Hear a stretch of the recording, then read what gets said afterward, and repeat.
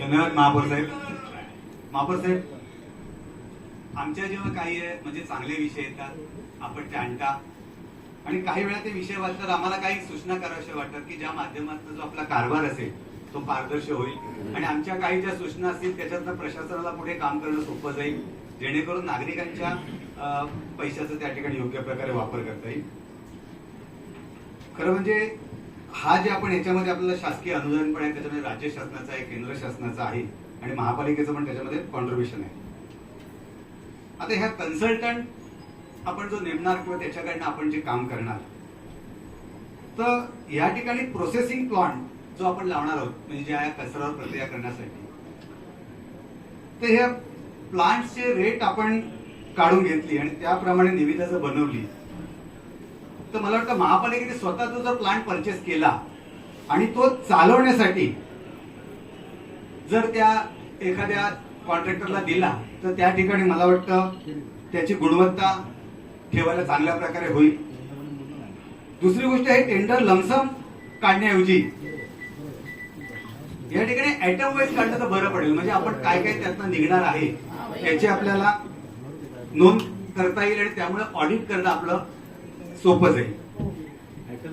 आपण या ठिकाणी नमूद केलं की 2022च्या सर्वेमध्ये जवळपास 5 लाख टन कचरा पडू नये, पण मला वाटतं 22 ते 26चा पण आपण सर्वे या ठिकाणी घ्यायला हवा होता.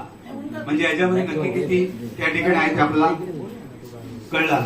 कारण आपण जेव्हा कचरा त्या डम्पिंग ग्राउंडवर जेव्हा आपल्या गाड्या जातात त्याचा आपण वेट प्रत्येकाचं आपण वजन काटा लावलाय, त्याची नोंद आपल्याकडे होते. आपला हा जो विषय आहे ना, जो आपला पडून राहिलेला जो कचरा आहे, आपण एजन्सी नेमली, मग रद्द केली, मग तो कोर्टात गेला, मग तो परत आला, आता ढीग वाढत वाढत वाढत चाललेला आहे.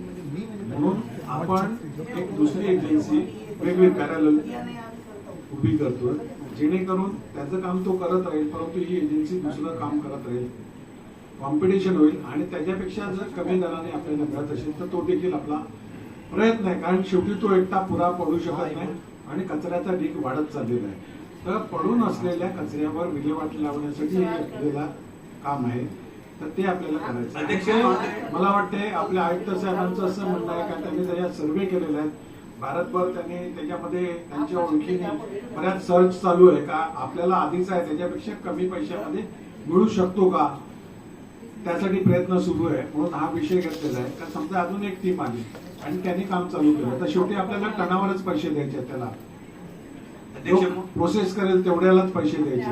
आणि जे आधीचा होता त्याने 2 वर्षात करणं अपेक्षित होतं पण त्यांनी केलं नाही, पावसाळी दिवस सोडून.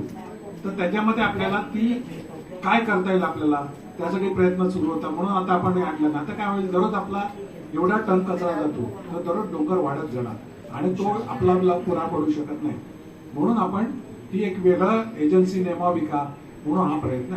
अध्यक्ष महोदय, मला त्याच विषयात अनुसरून बोलतो की एजन्सी आपण यापूर्वी पण वेगळ्या वेळा आपण नेमल्या गेल्या, त्याच्या वेळचे ते आयुक्त होते, त्यांनी प्रयत्न त्या ठिकाणी केले, तरी पण आपल्याला कम्प्लीट सोल्युशन काही मिळालेलं नाही. आता आमच्या ज्या सूचना आहेत म्हणून त्या ठिकाणी महापौर परिषदेमध्ये आणि आता एक कॉन्फरन्स झाली त्याच्यामध्ये मी तोच विषय मांडलेला की अख्ख्या भारतामध्ये ही समस्या आहे, तर कुठची तरी एक प्रूव्हन टेक्नॉलॉजी अख्ख्या भारतासाठी कंपल्शन करावी.